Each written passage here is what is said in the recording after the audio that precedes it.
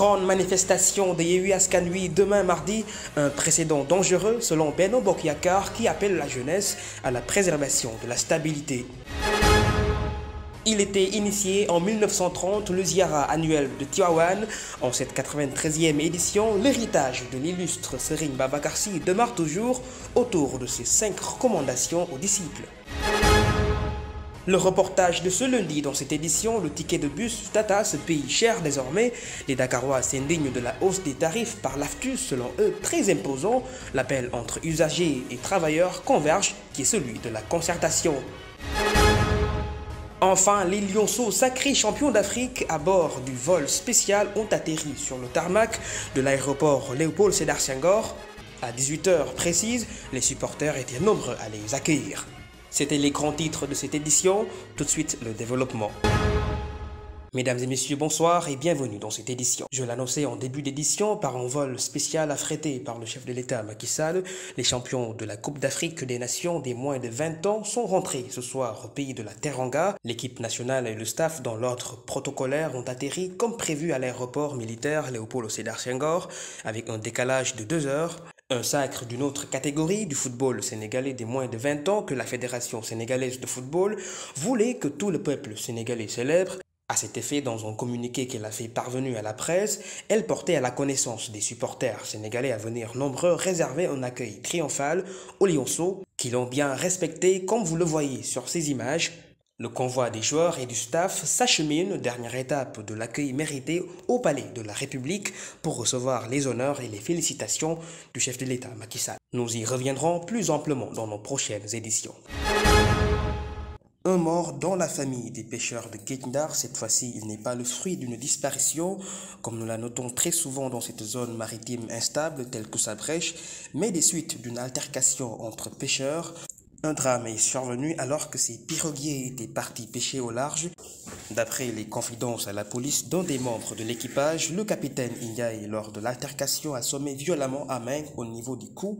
Dans son état inconscient, la victime a été projetée hors de la pirogue avant d'être emportée par les eaux. Ndiaye, le capitaine, a été finalement arrêté par la police alors qu'il avait tenté d'occulter ce drame. Les éléments des sapeurs-pompiers de Saint-Louis ont repêché finalement le corps sans vie d'Ameng après des recherches entamées durant ce week-end. Je l'évoquais dans les grands titres de ce journal, ils ont mis les projecteurs sur la grande manifestation annoncée par l'opposition et qui promet toujours, car il ne reste que moins de 24 heures. Les leaders de la coalition Benno Bokk Yakaar en conférence de presse ce matin ont fait dans l'éveil de conscience à l'endroit de la jeunesse. Maître Amadou Sall, le porte-parole du jour, au micro d'Alioune Badara Ndiaye et de Modou Diouf. Cette opposition irresponsable et désespérément immature n'espère trouver son salut que dans l'invective, les injures, la fuite en avant et la manipulation.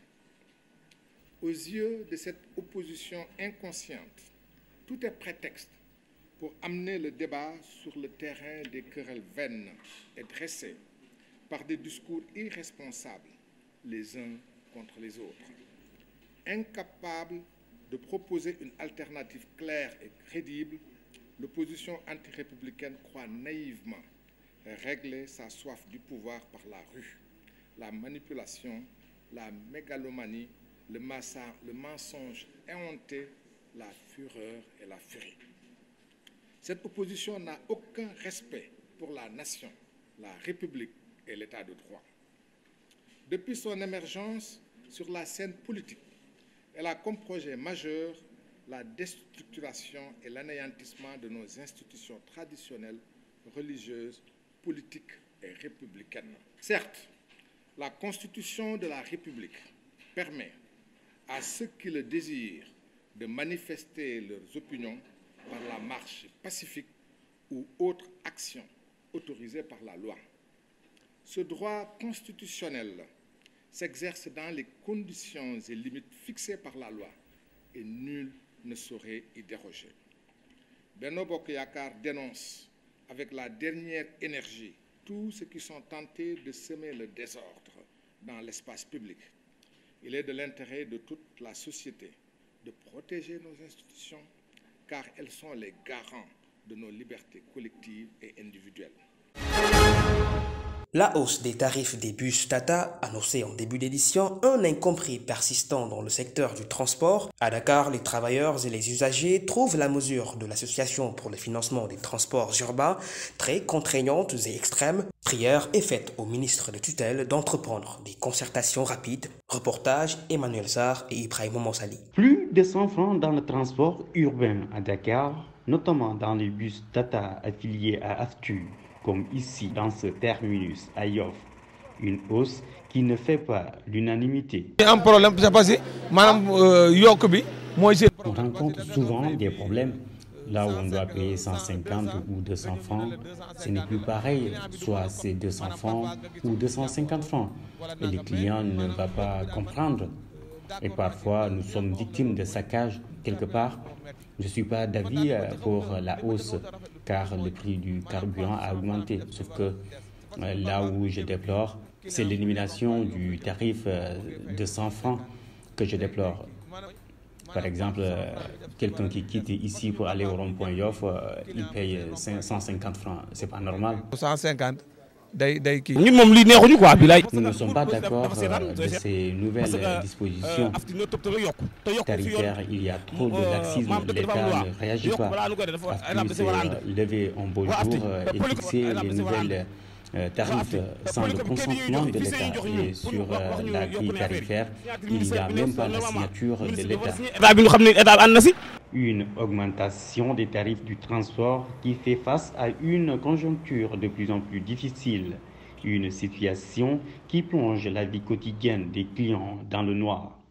C'est très difficile parce qu'avec l'économie et tout, voilà, on peut pas genre le pays comme il est en train de tourner, on ne peut pas payer 200 francs ou 300 alors qu'on part juste dans un endroit, voilà, dans un endroit proche.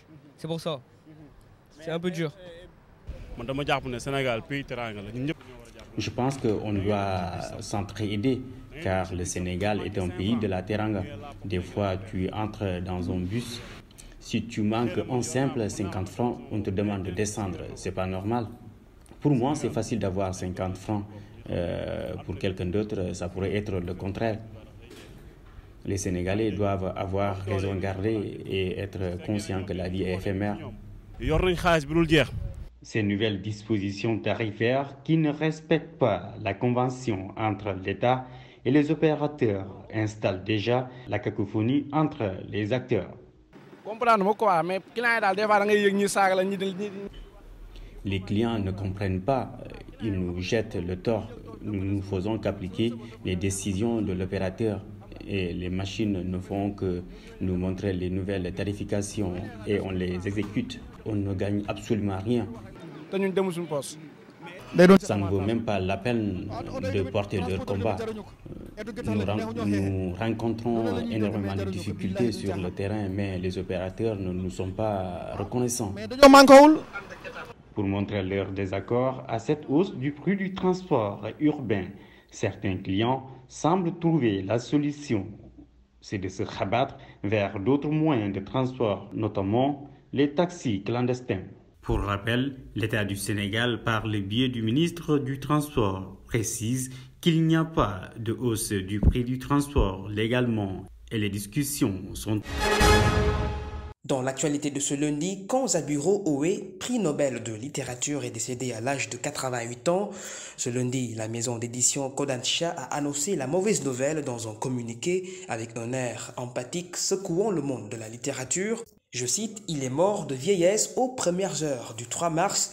Le japonais était une icône progressiste et anticonformiste. Selon le Figaro, Kanzaburo Oe était une figure intellectuelle à part au Japon, constant dans sa haute exigence morale. Ses luttes acharnées pour un monde de paix lui conféraient le titre d'un fervent et ardent défenseur de la cause antinucléaire et de la constitution pacifique de son pays. L'écrivain japonais avait fait la nature comme la forêt et les mythes de son enfance comme des sources d'inspiration. Cette identité intrinsèque qui apparaît dans ses romans Le jeu du siècle MT et l'histoire des merveilles de la forêt lui a valu d'être élevé au rang d'une des plus grandes distinctions et signes de reconnaissance internationale. En 1994, le prix Nobel de littérature après avoir reçu le prix Europalia en 1989. Toujours dans l'actualité de cette édition, la 93e édition de la Ziara annuelle qui valorise à nouveau les enseignements de Serigne Babacar Sy, une célébration que les fidèles de la famille Tidjania ont vécue ce week-end dans la ville sainte de Tivaouane. Lors de la cérémonie officielle, le rappel est fait des recommandations de Dieu, unique voie du salut. Écoutons Serigne Pape Makhtar Kébé qui a délivré le message du khalife général Serigne Babacar Sy Mansour. Maam Cheikh El Hadji Malick dundam yëpp ci jàngale la ko def. Dem na ba bët yi neexatul mag ñi ne ko dañoo bëggoon. Mame Cheikh El Hadji Malick Sy faisait de l'éducation sa vocation. Il ne lésinait pas sur les efforts pour accomplir ce service, au point qu'il était même infirme. Délaisser cette vocation était synonyme d'un grave manquement auprès de Dieu, qui lui a confié cette mission d'éduquer ses disciples. Éduquer était le métier qu'il avait choisi. Le khalife Serigne Babacar Sy Mansour m'a chargé de vous dire quelques recommandations tirées de Serigne Abdoul Abbas Cheikh Ahmadou Tidiane. Ce sont des lettres sacrées qui résident dans des livres saints. Et si le fidèle est à la quête de Dieu et prend connaissance de ses écrits, il prendra conscience qu'il a un guide qui fait que la volonté de Dieu, un guide qui connaît l'importance de la vie et les dérives et blocages qui empêchent qu'elle soit rayonnante à la face de Dieu. Cheikh Tidiane Chérif nous montre dans ses lettres ce qui peut nous sauver en tant qu'être humain. Le guide est vraiment un modèle. Il ne nous fait l'économie de rien qui n'est bon pour la survie de l'âme qui plaît au Seigneur. En plus, il nous explique qu'il y a des voies sur lesquelles nous devons passer pour être sauvés et faire ce qui est bon aux yeux de Dieu. Nous pouvons en citer quelques-unes. Par exemple, répugner le péché qui est banni par Dieu, comme servir deux dieux à la fois.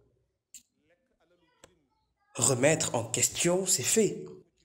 Ou par exemple, ôter la vie innocente, la sorcellerie, la voyance, la trahison, ou acquérir de l'argent qui ne t'appartient pas.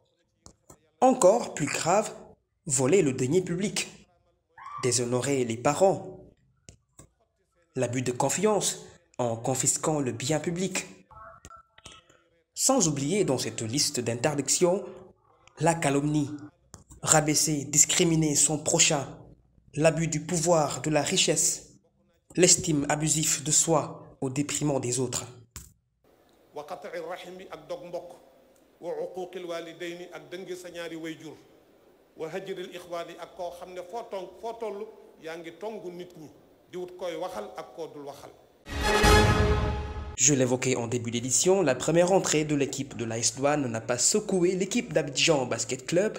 Il s'en est fallu de peu avec 6 points d'écart, mais pas suffisant face aux Ivoiriens qui dominent la rencontre avec un score final de 76-70. Le samedi 11 mars passé à Arena Stadium de Diamniadio, ce match comptait pour la première journée de la Basketball Africa League. Pour cette 3e saison, 12 clubs de basketball sont en lice et représenteront chacun un des pays africains.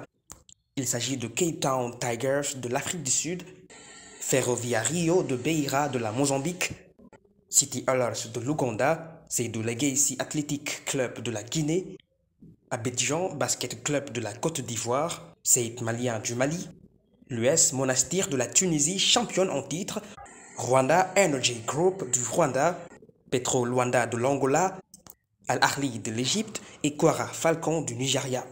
Durant cette saison 2023 comme celle précédente, les 38 matchs se disputeront à Dakar du 11 au 21 mars pour la conférence Sahara, au Caire du 26 avril au 6 mai pour la conférence du Nil et enfin à Kigali du 21 au 27 mai.